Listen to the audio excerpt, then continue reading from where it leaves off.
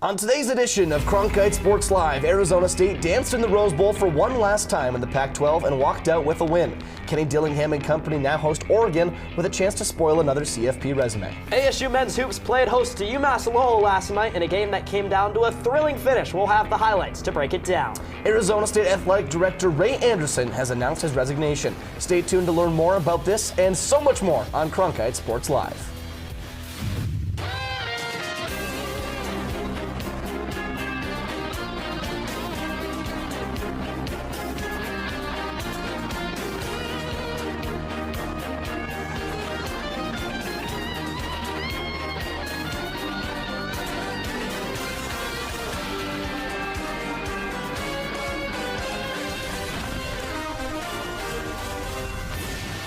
Hi everybody and welcome into Studio 6 for a brand new edition of Cronkite Sports Live. He's Riley Swenson, I'm Ben Paris. Riley, it was one of the busiest news weeks of the year. Ray Anderson's gone, ASU football wins the game, but what might have gone over the radar the most is that ASU triathlon is an absolute dynasty. Oh, they absolutely are, Ben. It seems like ASU athletics, everyone in there, they go up, they go down. The triathlon team, they stay right there. Consistency is their model. It's just so fun to watch them do their thing year in and year out. And for ASU football, a little bit of a weird victory. Ray, they ran the swinging game for almost the majority of the first half, and it looked a little weird, but if you're Kenny Dillingham, that was the plan.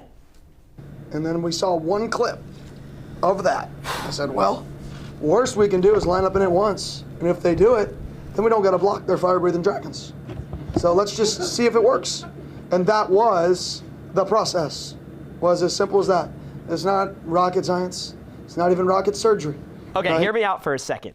Tomorrow morning, SpaceX is scheduled to launch a test flight for the most powerful rocket ever built, which made me think, even though Kenny Dillingham said coming up with his unique and creative game plan against UCLA wasn't rocket science, it actually might have been more similar than he thinks. I took a deeper look into outer space for this edition of CSL Sports Science. 9, ignition sequence start.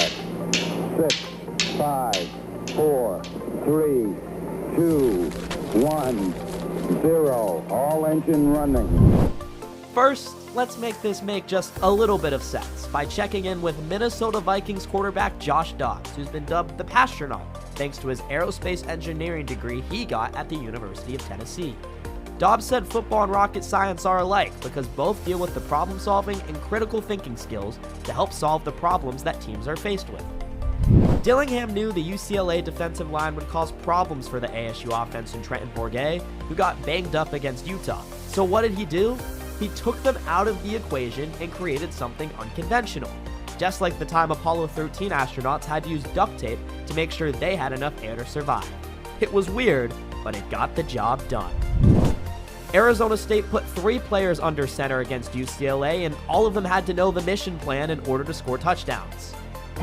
Main gear touchdown. Pilot Jim Dutton now deploying the drag chute. No, these types of touchdowns. Scatterbo on the roll, sets his feet and delivers. Goal line end zone, Badger! Touchdown ASU! Just look at Cameron Scatterbo, who has passed for, run for, and caught for a touchdown this season. His versatility would make for a great astronaut, and I think he would fit in just fine within the confines of a rocket ship. Kenny Dillingham didn't just put out random players in random places in Pasadena, even though it may have looked like it. But like it's sound. Like it looks goofy and unique and different, but we didn't just go out there and run something that wasn't sound. It's just different. Just like any key spaceflight, Kenny's plan was well tested and, as he said, was sound. He didn't just make some rocket like you do in your backyard. This one was state-of-the-art and was able to handle the gravity of the situation against a top 10 defense. Kenny didn't activate his launch abort system, and maybe he's just a little bit more of a rocket man than he may think.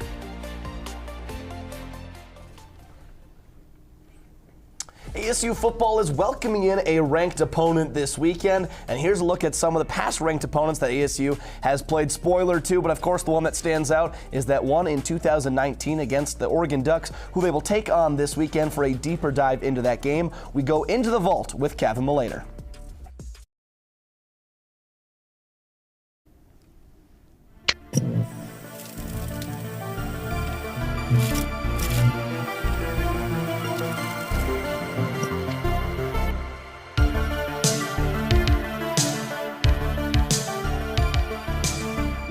we've seen this one before. A 9-1 Oregon team coming into Tempe as the 6th-ranked team in the country with playoff hopes and a Heisman contender at quarterback. Well, that's right, 2019. The last time the Ducks came here, the primetime lights shined on Sun Devil Stadium as ASU looked to spoil the Ducks season and give Herm Edwards a signature win. The defenses held their own through each team's opening possession, but that's when the O in Oregon's offense showed up. A heavy dose of the Duck ground game eventually saw them strike first on a 5-yard score. But the response from ASU was like Jimmy John's, freaky fast. Here's Jaden Daniels, and he threw a seed to Frank Darby, 57 yards, and the game was tied in the blink of an eye. We now fast forward to the 4th quarter. After ASU would take the lead on a pair of Christian Zendejas field goals, that's a throwback, Heisman candidate Justin Herbert threw it right to Jack Jones for the INT. Ensuing possession for ASU, Daniels to Darby, and you can hold him back, but it just won't matter. ASU gets the touchdown, they would go for 2 and get it. They're up by 2 scores. And now here's where Justin Herbert has to come through. Ducks down by 14, and he has a dangerous throw up the gut, and he's picked off for the 2nd straight drive. The Herbert to social media QB crowd loving it, just like the rest of Sun Devil Stadium. After a couple of quick scores by the Ducks, ASU will need to respond, and Chris Fowler, take it away. Now with the lead, they're getting a little wobbly. But a downfield shot to Ayuk! A foot race! They won't get it! Wow! Ball game. Oregon would get one more late tee to make it interesting, to make it a 3-point game, but ASU would survive. 31-28 to final, and the celebration was on. Can the Devils do it again this weekend, just like they did in 2019? Well, time will only tell. Some parallels between that game and the one coming up tomorrow for ASU as number 6 Oregon comes to town yet again. And to help us get ready, we welcome in WCSN football reporter Blake Neiman. And Blake, a year ago, Kenny Dillingham was calling plays for Oregon. Now he's calling them for ASU. But while as a member of the Ducks, he had quite the relationship with quarterback Bo Nix. What are the two sides saying as they get ready to reunite tomorrow? Yeah, when asked on Monday about his relationship with Bo Nix and the kind of character he has, he said he's married, but if he wasn't, I would want my daughter to marry him. He's just that type of guy. So obviously a very close relationship between those two. Dillingham said he considers Bo Nix family and that he takes a lot of pride in the trust his parents gave in him to kind of mentor Bo and get him back on track from that once flourishing freshman to the adversity he faced in between to now the Heisman frontrunner. And Bo really appreciated how Dillingham, with all of his quarterbacks, meets them where they're at, and that he can see the perspective of all quarterbacks and tries to help them reach the highest goals they can. And we know Kenny Dillingham is an open-minded guy, and he's definitely used that to advantageous to all of his quarterbacks. And the Oregon offensives have allowed their quarterbacks to succeed because they've been so creative. Kenny Dillingham was once again a part of that last season. How creative is the offense this year? Is it still rolling without Dillingham? Well, Dillingham said it himself. It's even better than where he was last year. He even went as far as to say this is the best Oregon offense since the Chip Kelly and Marcus Mariota era, a time in which Oregon went to the BCS National Championship and the College Football Playoff National Championship, so two very successful teams. And this team has a chance again to do that because of a lot of different things, but mainly driven by explosive plays. And how do you get explosions? Through TNT. Troy Franklin and Tez Johnson, those two wide receivers are one of the best in the country. Last game against USC, 77-yard and 84-yard touchdowns for each of them on the first two passes that Bo Nix threw. But it's not just the passing game. Also on the ground, they have a weapon in Bucky Irving, nearing 1,000 yards on the season. They also have a backup, Jordan James. Coach Brian Ward was very admirable of him. He's averaging 7.4 yards per carry. So combine that with a stellar offensive line filled with future NFL players. Kenny Dillingham said it best. He doesn't know where the flaw lies. And he said they can't eliminate all of the weapons. They can only hope to contain some of them. Oregon is on the outside looking in. They're number 6 in the college football playoff ranking. What is at stake for them and for ASU, who's playing their final Pac-12 opponent that won't join them in the Big 12 next year? Yeah, certainly a lot to play for both sides. For Oregon, they have a scenario that could have play out that could put them in the Pac-12 championship. They need to take care of business, first of all, against Arizona State, get some help from their arch rivals in Washington over their other rivals in Oregon State, get a win there, and then they need Utah to beat Arizona. If that happens, they will advance advance to their back to the Pac-12 championship after they went to 3 in a row, missed it for the first time since 2018 last year. But more importantly, this team has higher goals than that. They want to win the national championship, and they're trying to get back to there for the first time since they made the very first CFP in 2015. Ironically, the last time ASU beat the Ducks here in the desert. For ASU, it's about responding to a victory. Coach Brian Ward put it best that ASU needs to learn how to win and continue that momentum after that. 55-3 blowout, worst Pac-12 loss in program history, isn't going to get it done. They need to respond to a win well, and it's going to be hard to do so. They don't have Pac-12 after dark on their side. It's expected to be 80% chance of rain for tomorrow as we speak right now. We know that Ducks thrive in the rain, so we'll see if ASU can try and pull it out and win fair and square against the number 6 team in the country. All right, Blake, thank you very much. A 2 p.m. kickoff in Tempe tomorrow.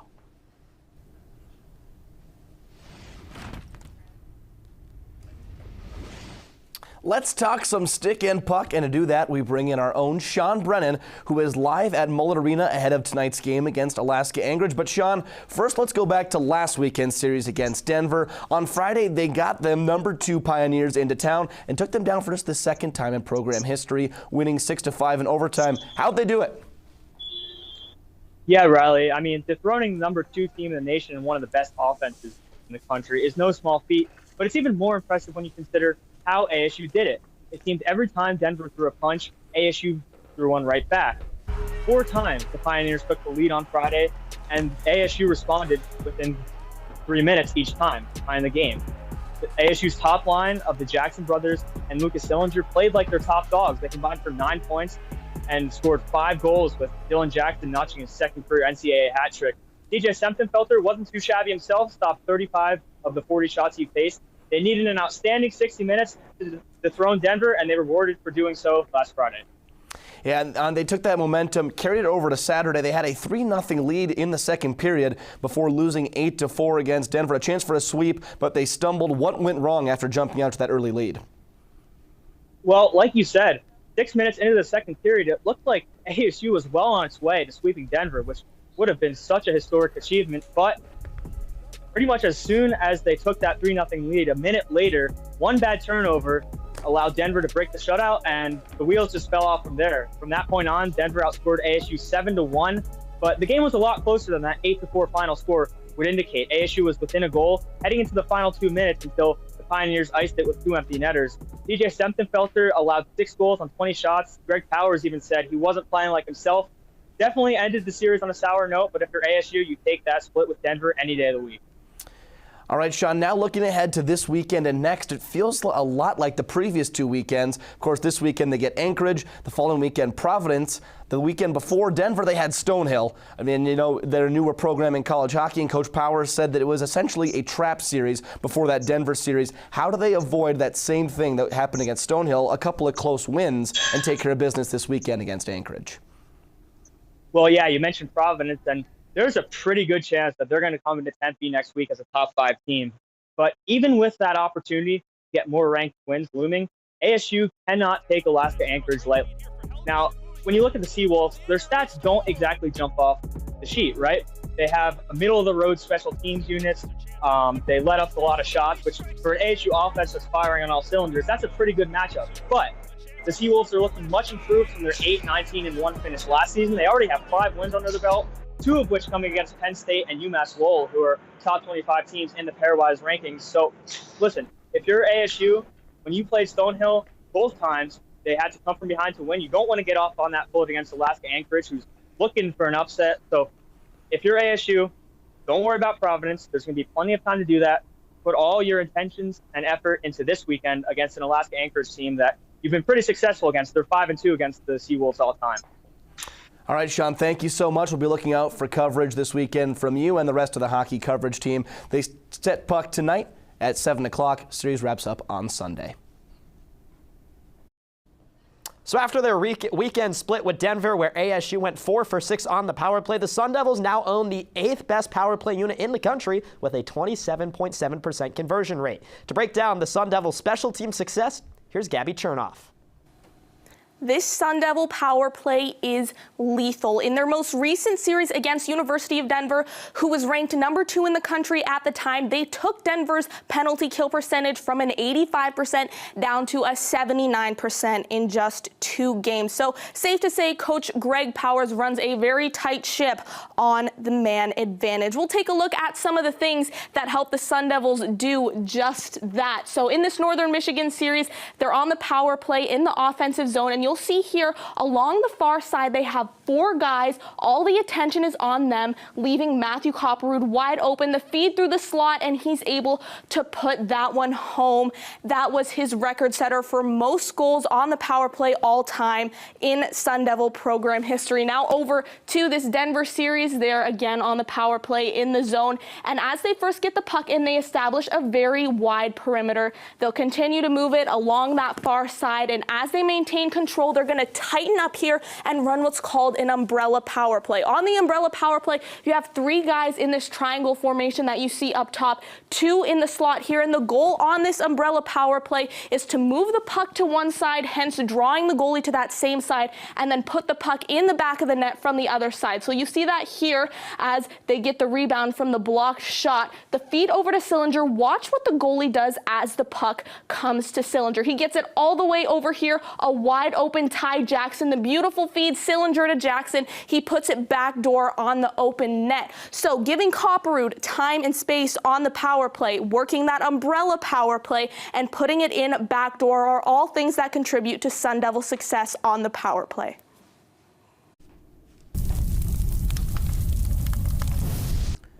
ASU soccer saw their season end this past weekend with a 3-0 loss to Santa Clara in the NCAA tournament. But taking a look at the roster, there's plenty to be excited about if you're looking at next year. As you can see on the screen, here are a few of the expected returners. For a recap of the past season and details on these returners, let's send it out to Luke Galindo. Yeah, guys, I'm here at the Sun Devil Soccer Stadium. And although ASU went out on the season on a bit of a rough note, they still have a lot to be proud of. Defender Lisa Carlier, goalkeeper Pauline Nels, and forward Anasia Cologne were all honored with a spot on the Pac-12 All-Conference second team. The leadership of Carlier and the skill of Nels in goal has been one of the reasons this defense has been so good and one of the best in the Pac-12.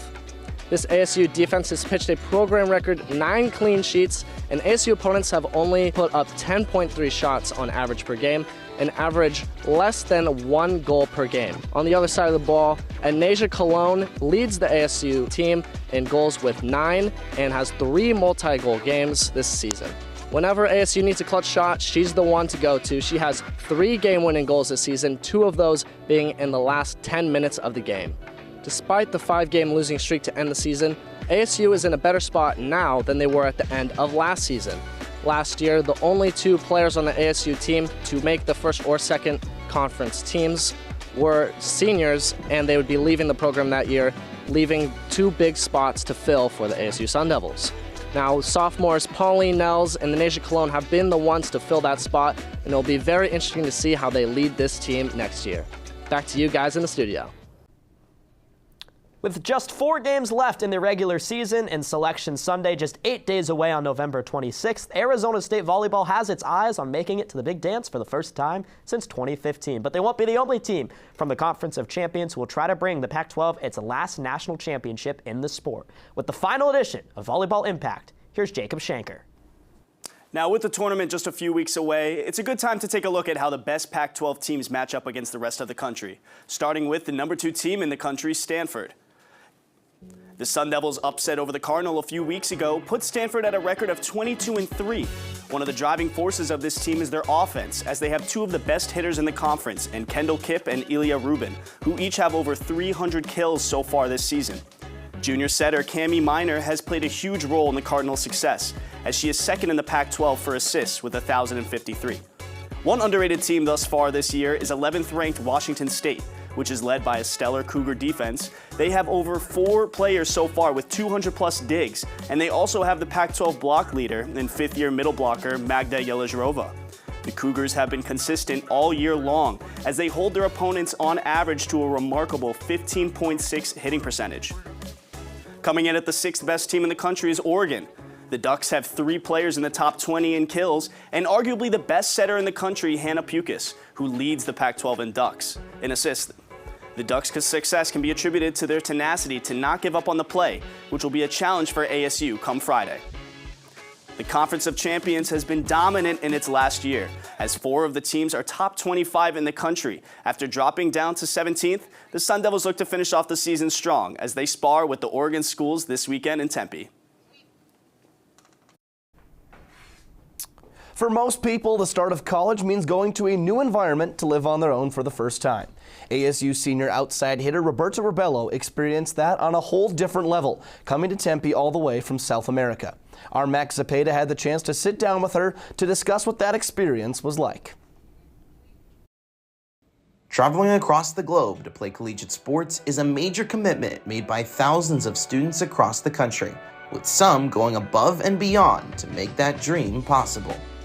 For Arizona State outside hitter Roberta Rebello, that dream came true in 2020, and after helping her club team finish second in the Brazilian Cup, including winning MVP of the tournament, she arrived in Tempe noticing not just a drastically different volleyball culture, but sports culture as a whole. But I think in the US, it was the impact of the sports in general, like the culture of sports here. Like people recognize you, oh, are you in the volleyball team, you know?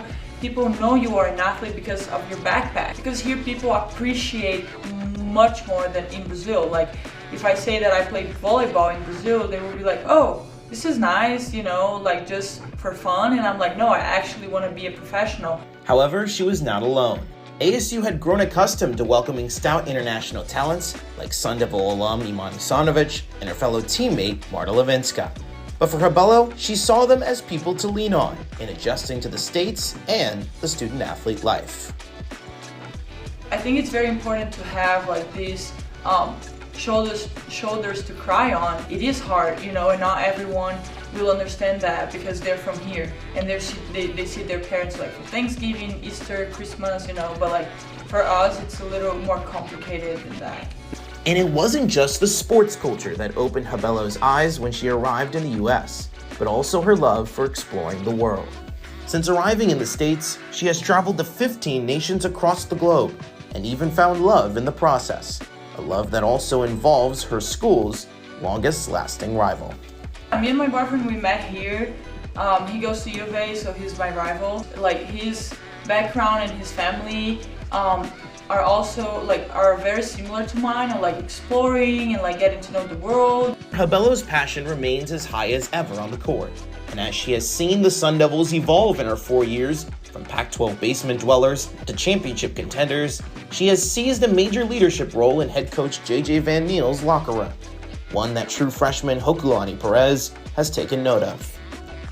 Especially like these girls like Marta, Rob, and Jelly, you can tell that they've been through so much growth, not just like performance-wise, but like, you know, myself-wise. In the end, this weekend will be the final home stint for Rebello's time in uniform. And while her time as a Sun Devil may be coming to an end soon, she plans to continue being involved in the sport, either professionally or even as a mentor here in Tempe. For Cronkite Sports, I'm Max Zepeda.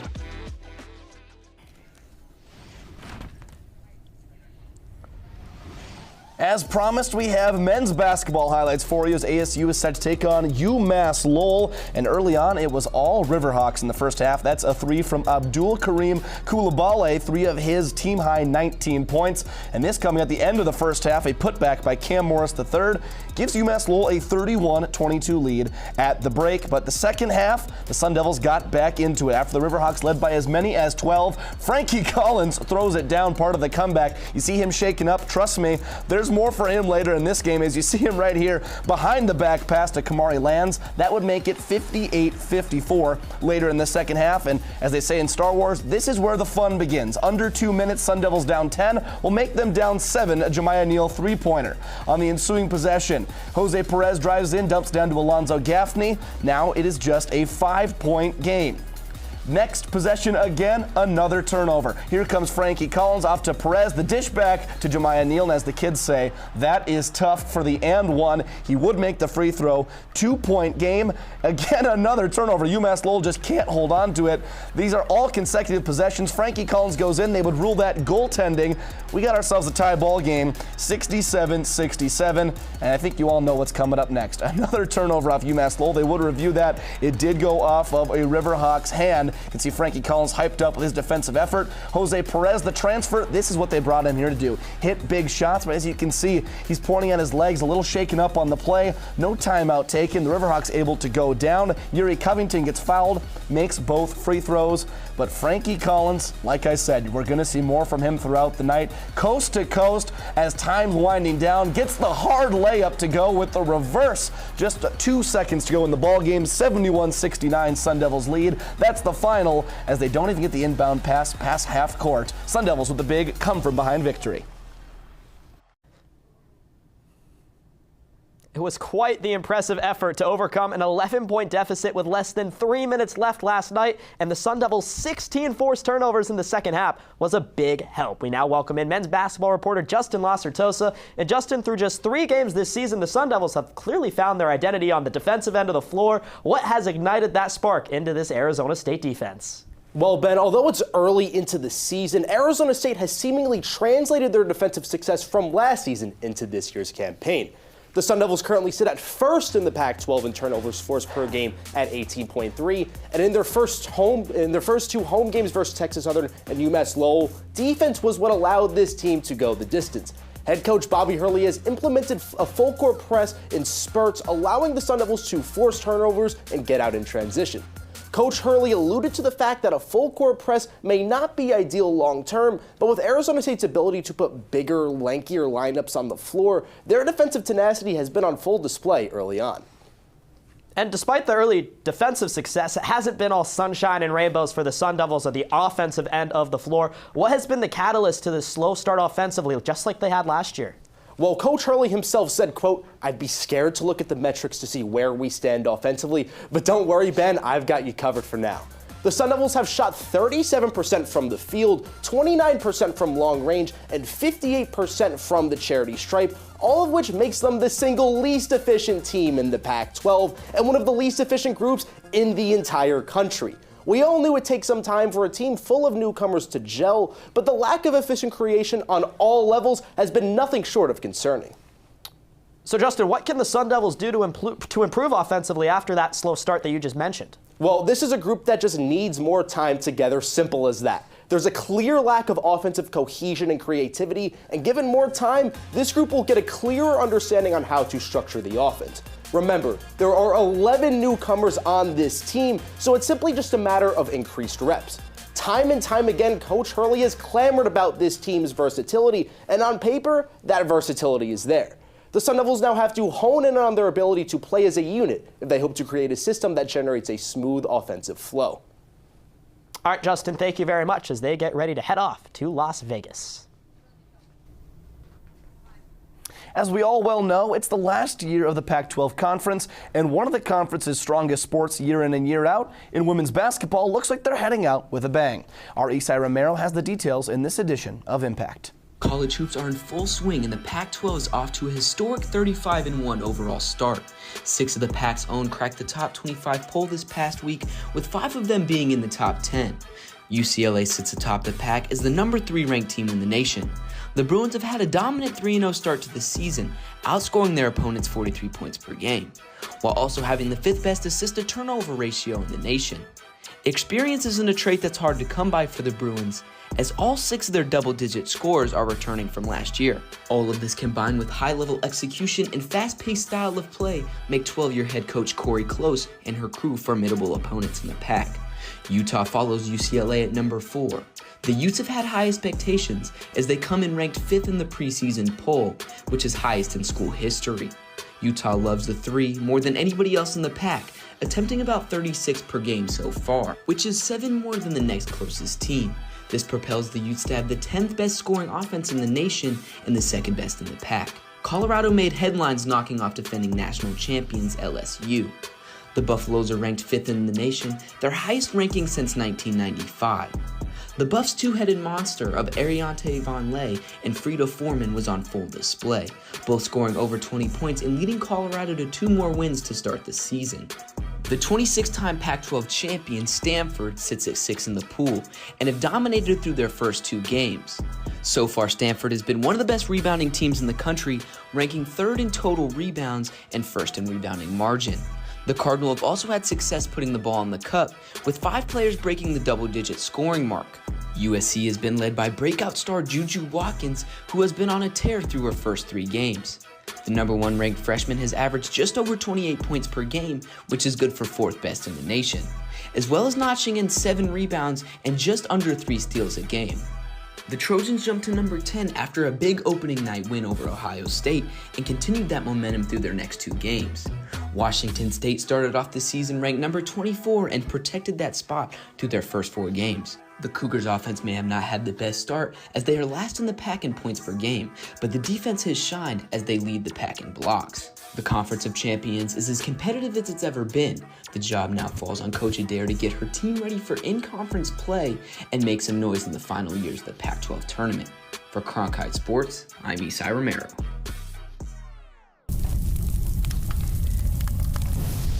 Arizona State men's swim and dive remained in the number 1 spot in the nation in the November rankings published by the College Swimming and Diving Coaches Association of America on Thursday afternoon, and some of the Sun Devil swimmers are still just trying to settle in. For more on a world champion swimmer who's been focused on overcoming struggles this fall, we check in with Justin Carter.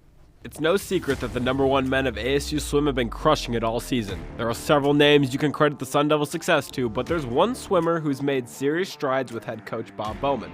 Second-year Sun Devil and Hungarian prodigy Hubert Koch was dominant overseas before coming to ASU, and over the summer even became a world champion in the 200 backstroke. Yet in his freshman year with the Sun Devils, he only took 3rd in the 200 backstroke at NCAAs and 4th at Pac-12 championships. To start the season, Koch also struggled to win races, taking 2nd and 4th in the 200 back and 100 back against Georgia, and then another 2nd place finish against UNLV in the 100 back. Bowman noted that Koch's struggle comes from the difference in swimming from overseas to the collegiate level. In events like the 200 back that Koch became the world champion in, swimmers compete in an Olympic 50-meter length pool, compared to the collegiate 25-yard standard that he's swimming in now. As the season's progressing, Koch has gotten increasingly better at learning the nuances of the short course collegiate races and is now returning to his dominant self. And I think me being Hungarian and coming from a different system, I've had to really focus on my turns and underwaters, and I think that really showed today that I put in the effort and I was able to do a couple good ones there, but there's still a long way for me to go. In that meet against USC, Koch showed what he had been working on, finishing 1st in both backstroke events along with the 200 IM win. Now as the Sun Devils are competing in an NC State Invitational to kick off their road trip this weekend, Koch will look to continue his backstroke excellence that will certainly be needed for Arizona State to come home with the NCAA championship hardware. For Cronkite Sports, I'm Justin Carter. Let's wrestle. Okay, maybe let's just talk about wrestling, because the Sun Devils got their season underway this past weekend. Here we see the upcoming schedule for them, but to give us a rundown of how things went, here's Sam Goodman. 5th-ranked Arizona State men's wrestling team just wrapped up their first tournament of the season at the Journeyman Collegiate Classic in Bethlehem, Pennsylvania. The 1-1 Sun Devils found themselves with 2 titles at the event as Carter Dibbert and Tony Negron sailed through their 133 and 184B brackets, respectively. Negron, the redshirt senior and transfer from Penn State, has started his season a miraculous 5-0 after 2 dual victories and this title over the past weekend. Negron was also named Pac-12 Wrestler of the Week, an incredible feat to start 2023. With 4 of the top 10 teams in the nation competing at the Classic, it proved to be an important opportunity for roster depth and freshmen to get valuable experience.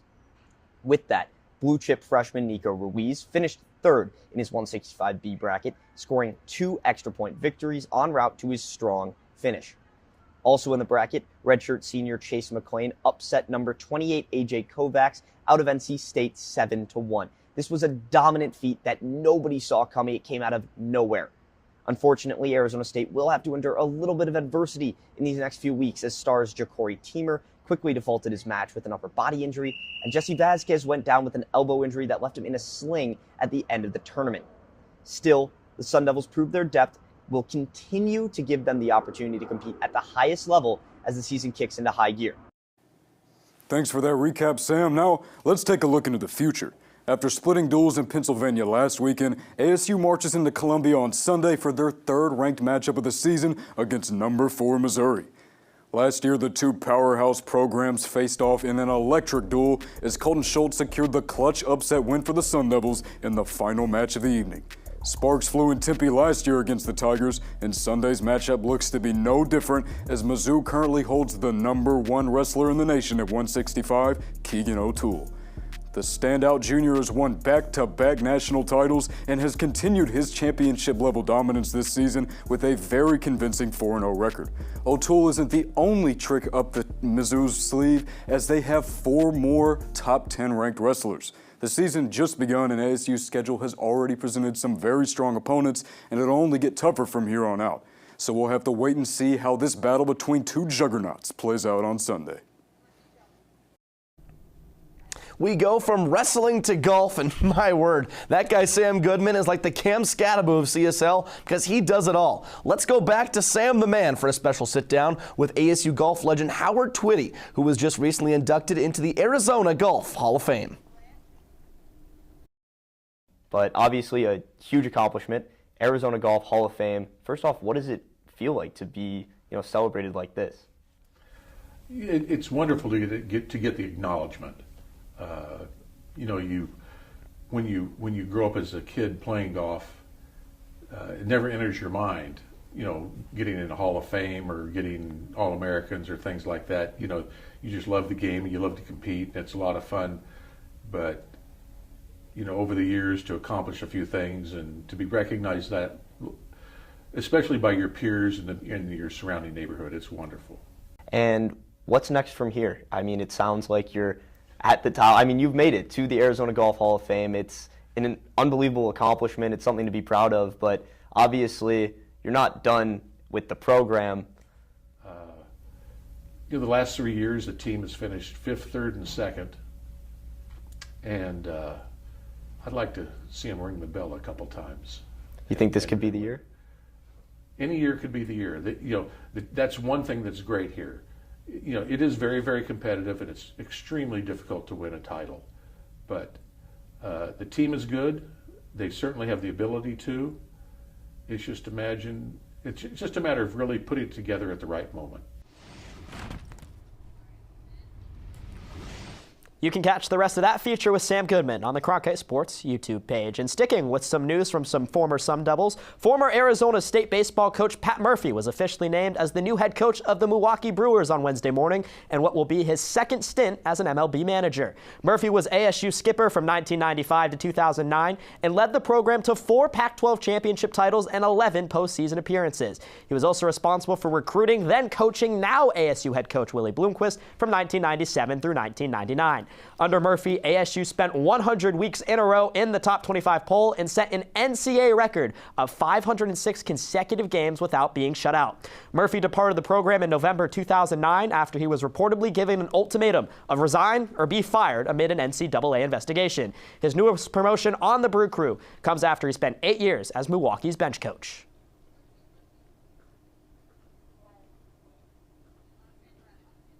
This past week, a shockwave struck the world that is ASU athletics as Ray Anderson stepped down from his position of athletic director.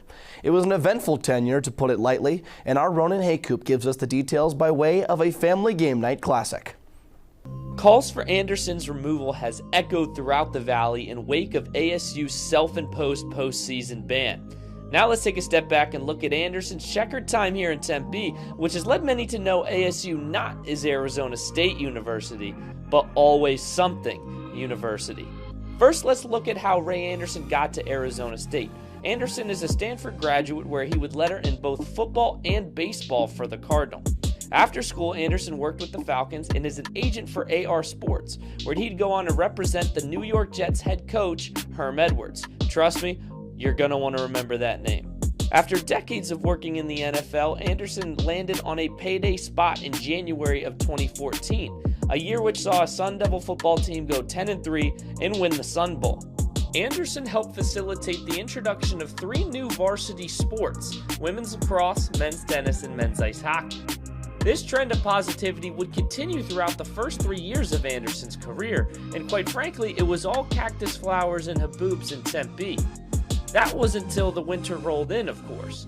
On December 3rd of 2017, a former client and more importantly, a friend of Ray Anderson, Herm Edwards, was hired as ASU's new football coach. Remember the name?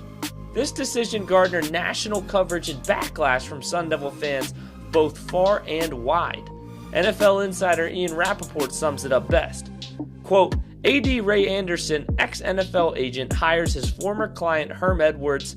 This one's going to be interesting, and interesting it was. But before we can even get into the end of the Herm Edwards saga, we first have to dive into yet another chapter. In 2021, ASU was put in the crosshairs of the NCAA, citing a report of several Level 1 NCAA infractions regarding recruiting.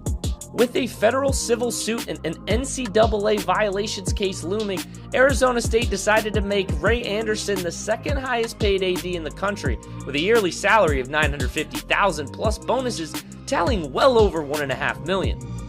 The beginning of the 2022 football season saw the end of the Herm Edwards saga, but Herm's exit again put Anderson's name in the headlines. Instead of firing his long-term friend for cause due to his involvement in this NCAA investigation, Anderson and the university relinquished his role, meaning Edwards received a hefty payout of $4.4 million as a nice going-away present. Arguably, the worst part of the Edwards payout was that it theoretically could have been enough money to pay a fine for a bowl ban rather than self-imposing or serving it. Tennessee, a program with objectively worse infractions than ASU, paid a total of $8 million instead of serving a 2-year bowl suspension. Had Edwards been fired for cause, maybe his going-away present could have been used as a Kenny Dillingham welcome basket. Now fast forward another year and ASU announces a self-imposed bowl ban for their 2023 football season. Conveniently, Anderson waited until the first opportunity his friend was no longer the coach to impose this bowl ban, which punished a Kenny Dillingham crew that had no connection to those past violations. The game is now over for Anderson and Tempe, and after some highlights in the early years, Anderson took a wrong path, which saw him hire a close friend, which led to his football program being placed under the NCAA's microscope for potential recruiting violations. So the day many Sun Devil fans have hoped for is finally here. But ironically, it has left fans with the same sentiment ASU had during an investigation into the athletic department. Quote, the matter could have been resolved in a quicker time frame. For Cronkite Sports, I'm Ronan Haycoop. 10 months ago, Ray Anderson told a reporter on this very show that when it was all said and done for him at Arizona State, he wanted his legacy to go down that he left the ASU athletic department in a better place than he found it. And objectively speaking, he did very that. In the last decade as ASU athletic director, Anderson helped the university expand to 26 varsity sports and even donated $1 million of his own dollars to help bring back the men's tennis program that was discontinued in 2008. He oversaw the final phase of renovations and secured the naming rights for Mountain America Stadium and the entire process of helping the hockey team elevate from a club team to a full-fledged NCAA Division I program with a brand new state-of-the-art arena. Anderson made hires that combined for 16 Pac-12 Coach of the Year recognitions and helped ASU achieve the highest academic progress rating in the Pac-12 ahead of Cal and Stanford. The rise and fall of Herm Edwards and NCAA investigation will be on his record forever. And while it made a large impact on ASU, it was not the only impact Anderson made. Kenny Dillingham said earlier this week to remember that positions like coaches and athletic director are process-driven for those who have those jobs, but are results-driven hobbies for everybody else watching. Edwards left the athletic department in a better place than he found it almost 10 years ago, but now it's time for the next AD at Arizona State to bring the department into the next era of college sports. And that's the way it is.